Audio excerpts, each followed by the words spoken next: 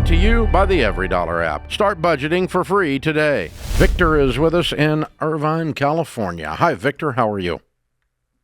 I'm doing well, Dave. How are you? Better than I deserve. What's up? Hi. So, 3 years ago, me and my wife was buying a life insurance policy from our father-in-law.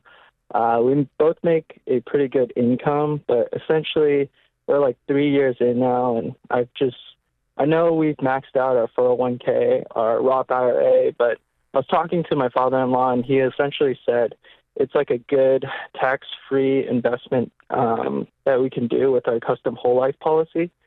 And since we already maxed out our 401k and our Roth IRA, and we even bought a house recently, we're just not sure if that's the best way moving forward to put our money in, at least with our extra money. So that's our situation. Victor, you've been married 3 years, you said? Yeah, we've been married for about 3 years, yeah. Okay. All right. So you're in your mid-20s, I assume. Yeah, me and my wife are both 27, so we got married around 24. Okay. I have to give you full disclosure here, okay? I have been trashing whole life policies and people who sell them for 30 years as being one of the biggest possible rip-offs in the financial world. So if you say Dave Ramsey to your father-in-law, his face is going to melt off. I know. I was afraid of bringing that up to him. I would not suggest you do that. Uncle Dave would suggest you don't do that to yourself with your father-in-law. I don't think there's anything to be gained by that. So basically you have a guy in your life that loves you and that believes in these products. You have a guy on the radio that loves you and says these products are crap. And so now you've got to decide as a grown man with your grown wife what you guys are going to do and then how to navigate that decision. I would never recommend that you buy something or do something when you're a grown person because your parents said you had to keep them happy. I would not do that, okay? But I would also not recommend that you damage your relationship with your wife's father. I would want you to be kind and honoring and really avoid an argument if I were you. Okay? I have family members, for instance, that I've been married for 41 years, Victor. I have family members that vote the wrong way. Oh, my gosh. They don't know how to vote. They pick the wrong party, and they're just dumb about it. And I love them anyway.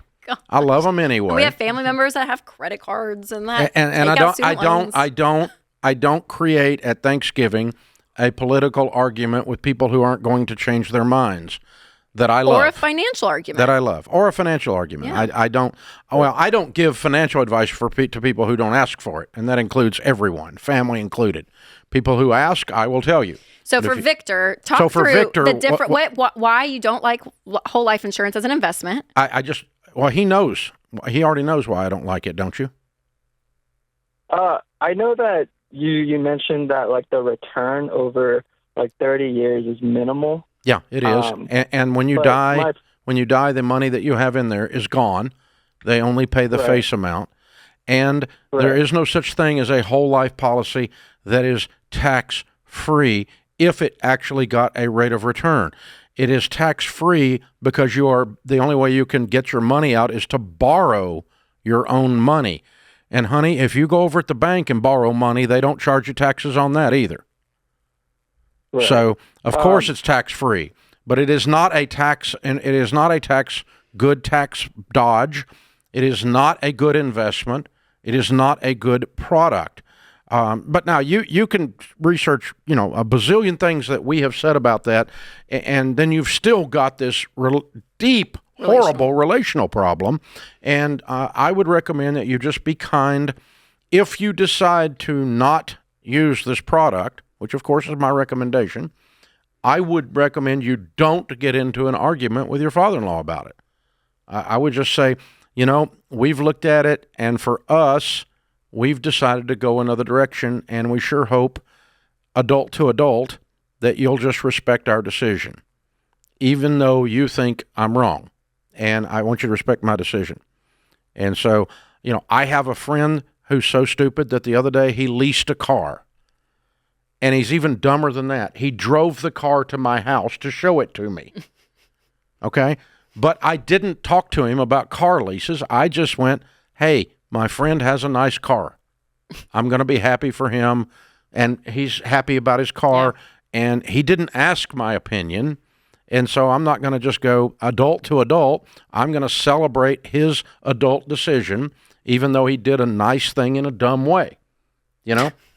Right? I mean, I can still be friends with the guy. 100%. So I want you to be kind to your father-in-law. I think the biggest thing is going to be, it could be, I don't know your father-in-law, but if this is what he does for a living, it's a shot to the ego. I mean, right? Is. I mean, if he believes in it so much, like if what we teach you believe so much that if we can't, it would be a hard thing to say they're going to go a different direction from what I not just believe, but the work I do. So just be prepared for that. And you and your wife need to have a lot of conversations, Victor. And She's really got to be in this. Yeah, and just really dive in. And you guys have to say, okay, what's best for us? And find the facts, because the facts is what's going to prove it to you, Victor. And you both have to be on that same page and say, okay, this is what we're doing. And I totally agree with you. Keep it minimal. I mean, just say, hey, I think we're going to pass. Your wife has to be able to just look at her dad and which smile. Which will be hard. And smile and say, I love you, and we're going a different direction. Yeah. Dave, and so, I love you. And we're going a different direction. But I'm going a different direction. All right. That's the thing. You're announcing something on the air? No, but it's, this is where the relational factor of it is just... It can be messy. Yeah, but it's also a great practice, Victor, for you and your wife. You've got to learn to do this anyway. That's right. Over other things. Yes. Because, they're otherwise, they're going to interfere when you get ready to name your first child. They're going to interfere when you get ready to buy your first house. And they all do it out of love. And no, they do it out of love. They do it out of love. Don't pet me. I don't interfere in your kids' name. No, you don't. That's why that would be Mimi that does that. We don't tell our kids' names until they were born. Because you'll get a Mimi eye roll. We hand the baby to the grandparent and we say, don't name them Moonbeam. This is That's all I request. No hippie names. That's all I request. Create your free every dollar budget today, the simplest way to budget for your life.